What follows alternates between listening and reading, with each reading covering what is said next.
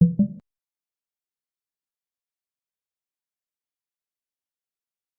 morning, everyone. Thanks for being on the call. I'm going to assume most of you were on the first call the other day, but I'm going to just review real quick, and then I'm going to get into some questions and Q&A and get Dominic involved. Just again, to review in a very simplistic way, the process is your merchant's first going to get transmittal letters in most cases, although customers can bypass that, but generally they get transmittal letters first. The merchant needs to respond to them to the chargeback department on the phone number I gave you last time. Then after that, a lot of times that'll resolve it, but then many times they'll then get a chargeback letter. They then have a time frame to respond to that. A lot of times that will end it, and then many times it will go to pre-arbitration or arbitration.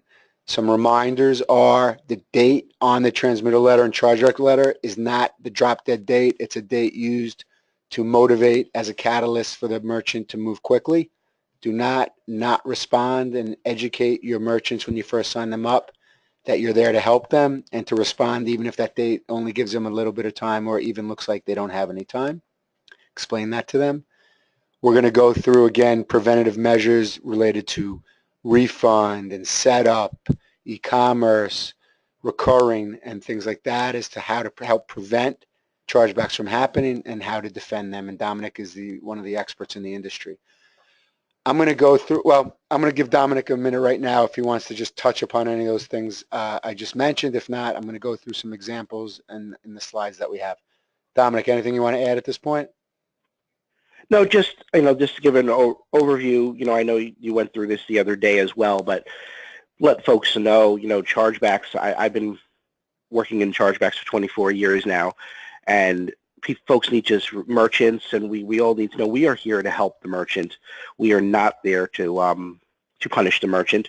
We are here to because chargebacks do happen. It's a three-party system. You have your issuers, your acquirers, which is we represent our merchants, and the association, which are Visa, MasterCard, Discover, Amex. They set rules and they can shift liability back and forth. We are here for the merchant. So everything we go over here and everything that we send is not to cause friction for the merchant. It is there to help them. And, one thing that we like to differentiate, at EPSG and Evo is that, we believe we offer first-in-class actual service because there are a lot of processors out there where you're not going to get somebody on the phone. You're not going to get a webinar where the vice president that runs the department is going to give the webinar. We feel, it's a service behind it. So that's what we're hoping also to answer some questions today in regards to that so that you can have items to take away. Great. Let me just, that reminds me again, I know I'm being a little redundant from the other day, but a few more reminders. This whole point of this is first and foremost to help the merchant and change the dynamic of your relationship with them from mostly being price-oriented to being an advisor and a support of their business. And you need to go through this when you try to get clients, merchants, and then when you service them, and it's going to go a long way. Reminder again that there is margin involved here, and now that, again, you're going to be providing all these services and support, it's margin well-deserved. And again, when you set this up, set up the address the right way and make sure you ask them where they want chargebacks going, because in many cases, including my own experience, they're not going to the place that they really want them, and that will add more convenience and a happier merchant. And again, if you want it faxed so they get it quicker, that gets done through EPSG support and Ruben's team. And again, that is able to be done. A few people touched that maybe they called Dominic's desk and they weren't sure if it could be done that way. That's done internally with us. So with that said, let's go to the slide deck first. I'm going to talk a little and then I'm going to let Dominic chime in. So just give me 1 second. So question 1 on the slide. This is a real life example that someone who's on the call and who's been on the call the other day gave me, so I think it's a really good place to start. And I'm going to just read through it, and then I'm going to really let Dominic give you the technical answer and practical, and I'll chime in if I think there's anything practical to add. And continue to type in questions right now if you have any like this. So question 1, a merchant that got a call for some appliances to buy, and they were given the credit card number over the phone. It got approved, meaning authorized. A few days later, a truck pulled up to pick up the merchandise. It was about $5,000 worth of merchandise. A few weeks later, they received a chargeback from related to the cardholder stating they never ordered it. It turned out to be a stolen card, so obviously this was fraud. And then it went through the whole process, so they got denied. If you remember last time we talked about it, it can be up to $500 at the loser if it goes to arbitration. So reasonable questions, why this merchant lose when they took a credit card that turned out to be stolen, even though it was approved at the time. So what can you do? I'm going to let Dominic kind of go through that. And this is the classic example that where a card was stolen and it's fraud. So this could apply to a lot of situations. So Dominic, why don't you kind of touch on this directly and then generally as well? Sure. So first of all, let's address the number one. One of the main factors here is just because an approval has been given in the authorization does not mean it's protected from chargebacks. In fact, it's quite the opposite. When you receive an approval, that just means the account is open to buy and the merchant is indeed permitted to settle out for that dollar amount. But when it settles, it is open for Visa, MasterCard, Discover, Amex operating regulations that you must follow. It means to make sure that the merchandise is received. If it's card not present or if it's card present, make sure you dipped it, got the MV chipped or swiped it or whatever dictates around the transaction. So first and foremost, I just want to get it out of the way. Just because it was approved does not mean it's been protected or it's safe or it's not going to come back. That's the purpose of the approval is just to guarantee that you will get paid upon that initial settlement. But that settlement is still open for operating rules and regulation, and that includes liability shift in regards to chargebacks. So now, in this particular case, also I'm just going to cut right to the chase. The reason why this was ultimately lost is a precedent that the associations have set when the card is not present.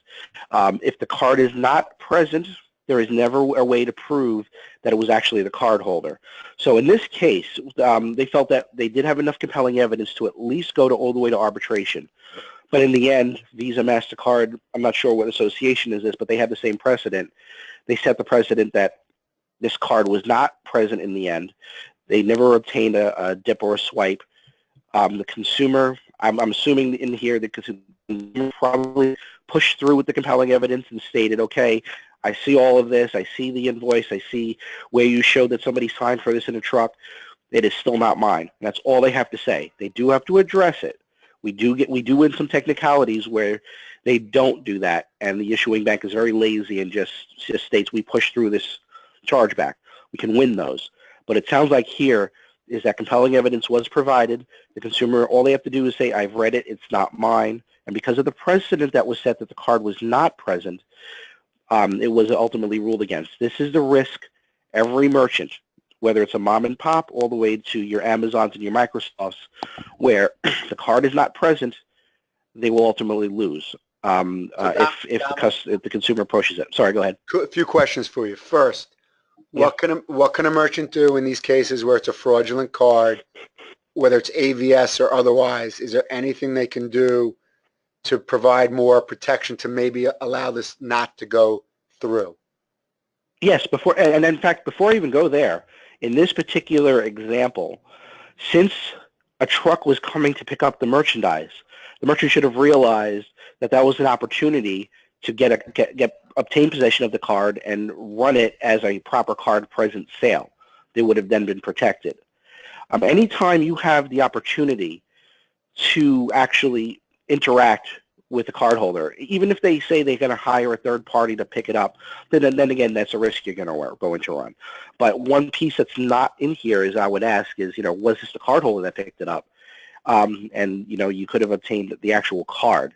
But if it's going to remain a card not present transaction, of course, then you want to use certain security tools that are not, quote unquote, a silver bullet, but definitely will help reduce the chance of it coming back. So positive AVS, that means you enter the billing house number and the billing zip code. And if it comes back as a Y, a yes, you're one step ahead of the game. Also, if you're shipping merchandise, you need to ship it to that address. That is considered compelling evidence. We can present that back, and they have to address that on the issuing side. Again, if the issuer just states, the cardholder states, I've read that, it was never delivered here because it's not authorized, and unfortunately, because the card in the end was not present, we would still lose. Once again, not a silver bullet, but because you've verified the house number, the zip code. P.O. boxes don't work, by the way. International addresses do not work. But if it's a domestic, sent to that address, mailed to that address, and even better, if you verify the 3-digit CVV on the back and you received a Y on that, you're one step ahead of the game. But Dominic, let me stop. again, Let me stop you for 1 second. Yes, go ahead. So let me just make sure we're all clear. The number and full address, zip, and security code are the things if you require, whether it's on a terminal or a gateway, or you could set it up on e-commerce as well. Those are all ways. And then you have to make sure AVS is set up properly, that if they come back no, you can set it up so that you don't take the card, correct? That is absolutely correct. And in fact, just one step further, again, yes, if you get a yes, means it's fully verified. If you get there's a response, for example, of a Z, which means only the zip code, that's not good enough. Or if you get a U, unsupported, that usually means it's a foreign address or a P.O. box. That's not good enough. You need to get a full-on Y. That means the house number and the zip code verified. Now, I don't know if you can answer this, and I should have the answer, but I'd have to check. Are these things that we need to, our merchants and our back end at EPSG, you have to do something proactively to not allow those to go through, or is that just informational and then it's up to the merchant to decide whether to let that go or not? That is generally up to the merchant, and that's the thing. It's about merchant education. It's about them learning. Some of the more savvy e-commerce merchants, in particular. I know of one big box store out there that I network with a lot. They just have pretty much their head of security takes a look at anything that doesn't fall within the parameters and above a certain dollar amount, and he has to personally prove it or not. It's a judgment call that they have to make, risk management call they have to make, because they know that there is no silver bullet and they will ultimately lose the chargeback. Right, so great point Dominic brings up is you should be talking to your merchants, again, when you sign them up, and that's where it goes to preventative. You could say, look, over a certain dollar amount, what's an amount that's relatively high for you guys, and that should be a red flag to be more precautious. If it's a new customer, if a new customer comes in and they're charging 3 times your average ticket, maybe those are safeguards you put in, say all these things have to pass, or you have to require the card to allow it. Now, some merchants will push back and say they want the business, but whether they do or not, you need to give them these options as to how to protect themselves so that this doesn't happen, because if it smells like fraud, it probably is fraud. On gateways, correct. I don't know, Dominic, this is probably stuff you don't drill down to. On gateways, there are ways to put in the gateways that this stuff's mandatory if you choose to. So let's be clear here.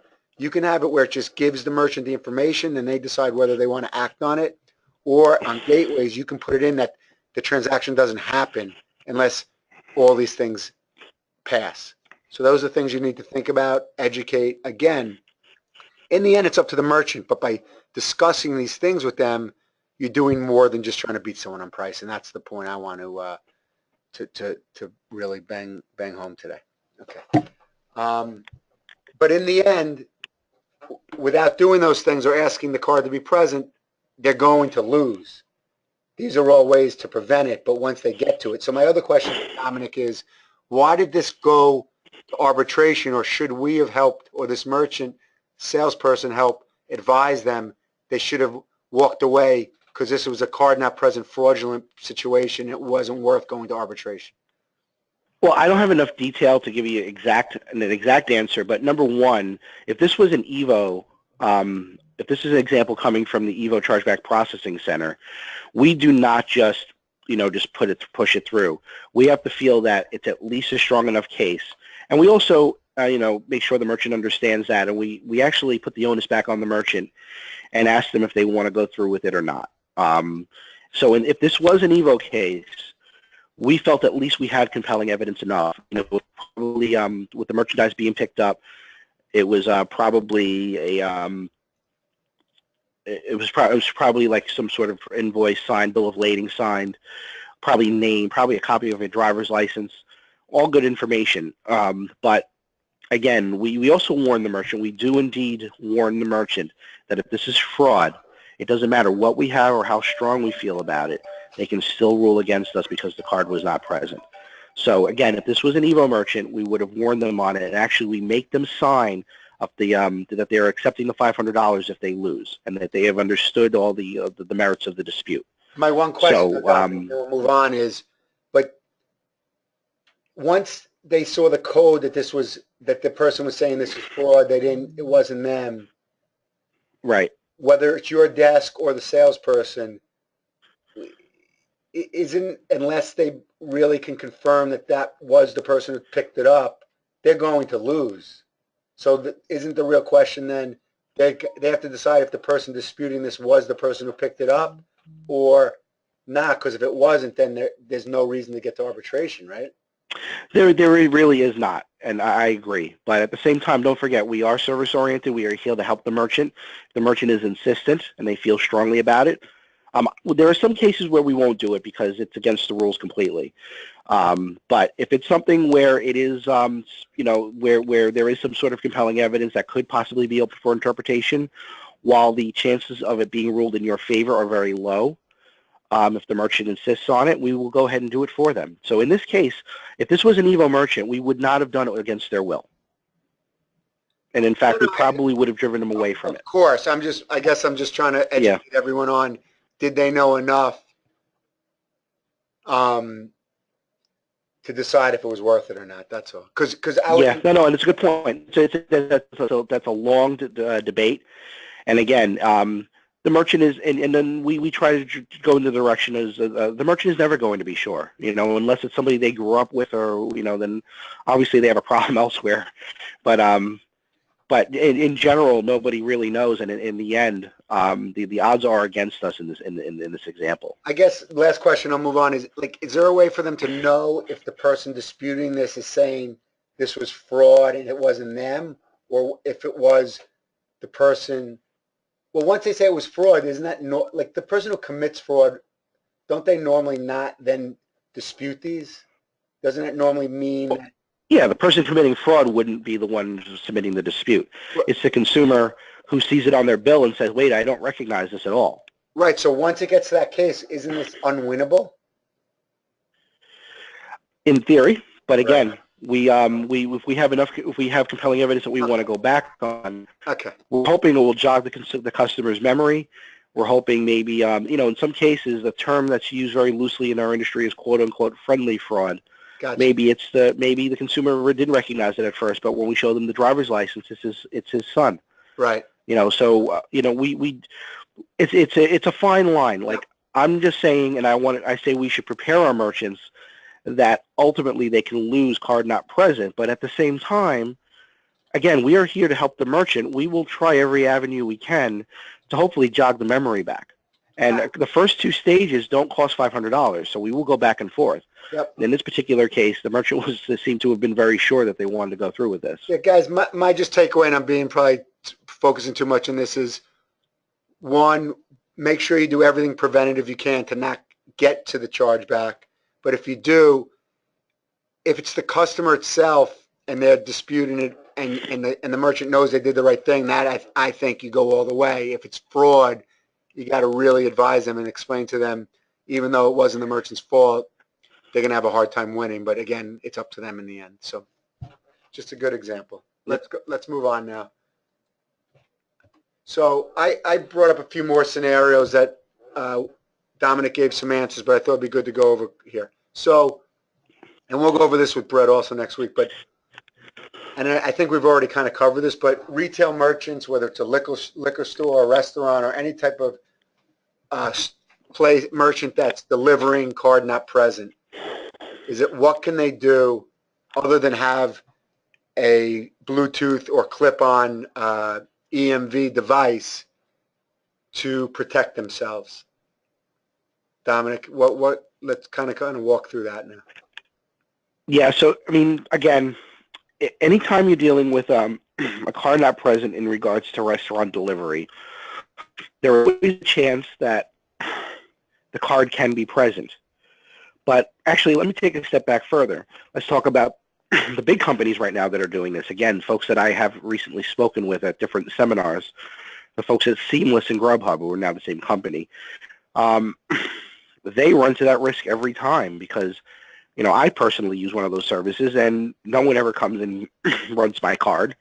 Again, but what they do is they keep a customer file. They take a look at the customer's behavior. Yep. They understand, this person's good. They've ordered from us 100 times. They never disputed it. Yep.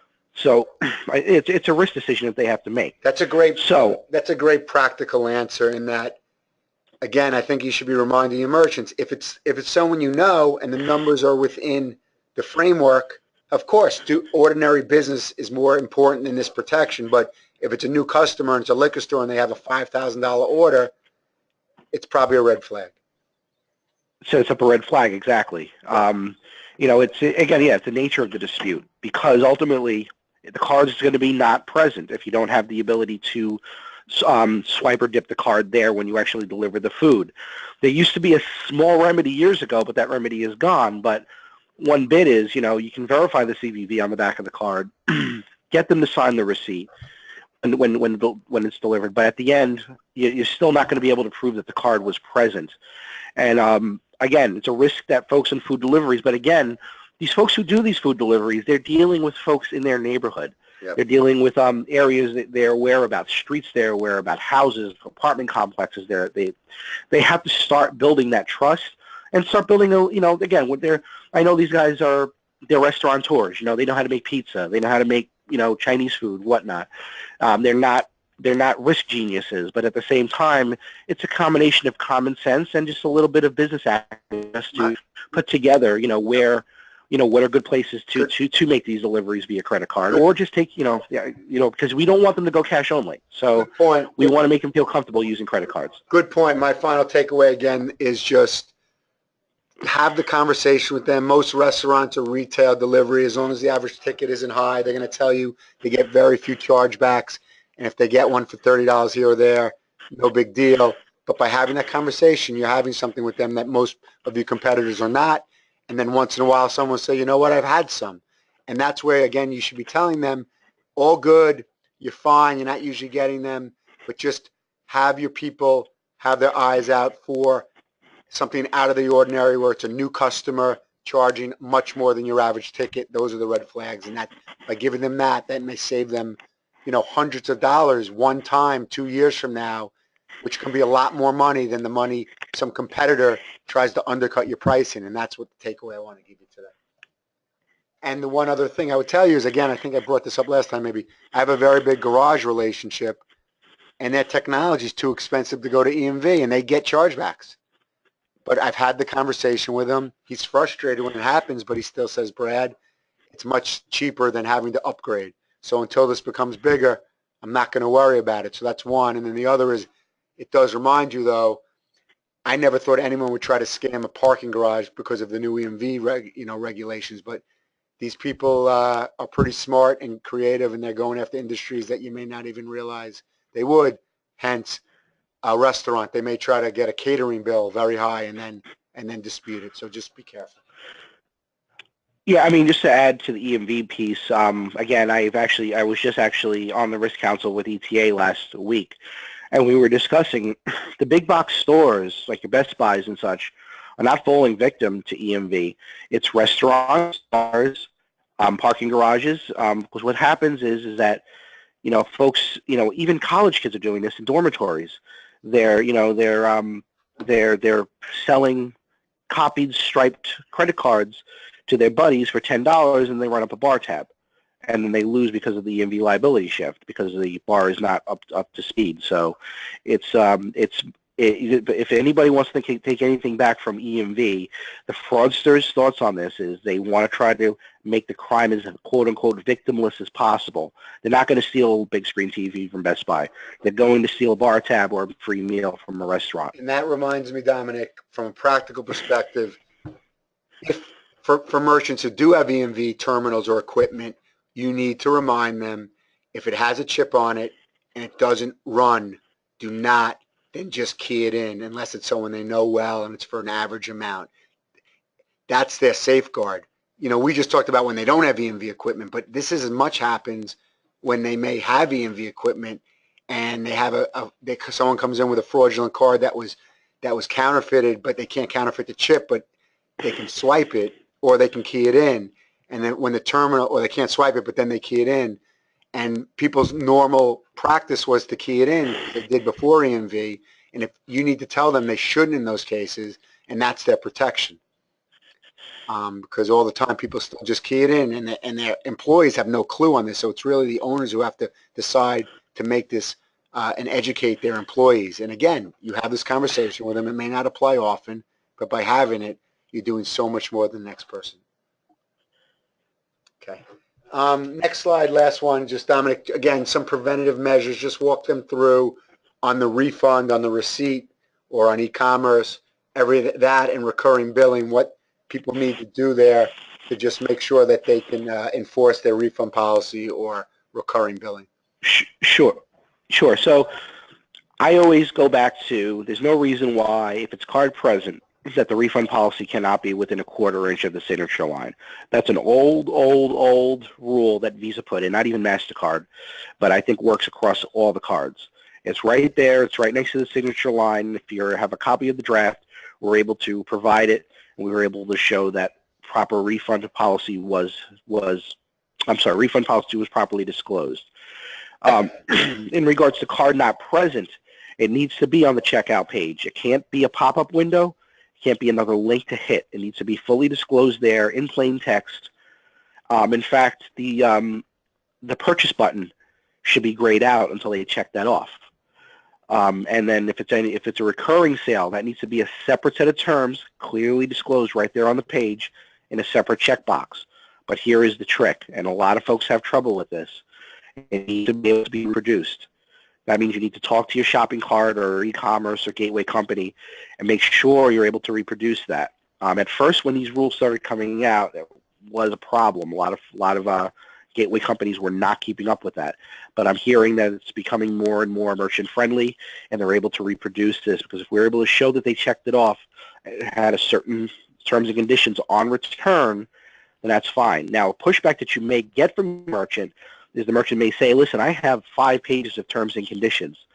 Terms and conditions are another thing. Those are things you can enforce in a court of law. We're not there to stop them. But for a basic return policy, it should be something that should be able to be put on the page. Terms and conditions is fine. You can try, again, to take them to court if they violated some sort of policy with the gym or whatever they're trying to sign up with. But actual basic return policy needs to be there. Also, if the merchandise or the services are not as described, defective, not received, return policy is out the window. Merchant is supposed to be giving full refund at that time unless they're willing to provide a replacement and the merchant is happy, or the customer is happy with that. One additional thing is if the merchant, let's just say the merchant has no refund or in-store credit only or whatever, if the merchant deviates from that rule, Visa and MasterCard will enforce that they need to give a full refund. They need to stick to the refund policy that they gave. Okay. So just again, the practical thing is on refunds, most of us just leave it to default. You got to ask them what their refund policy is and make sure you customize it when you complete the application so that it can be the language, the tech team can put the language in there. That's really what we have for today. I want to thank Dominic again. We're very lucky to have him as a resource. He works with us directly. He's having his team and his group always trained to make sure that they can help our merchants, and goes a long, long way. Again, the one thing we're hoping in the next 3, 4, 5 months we can make our website, our Epic and so forth work so that they can be getting emails. For now, it's letters or fax. And that's it for today. I want to thank everyone again. If you have more questions, please send them in. We'll get them answered. And we're going to have Brett next week talk more and reinforce everything I've taught you about how to help use chargebacks as a way to build your book. Thanks, guys. Thanks, Dominic. Thank you. Have a good day.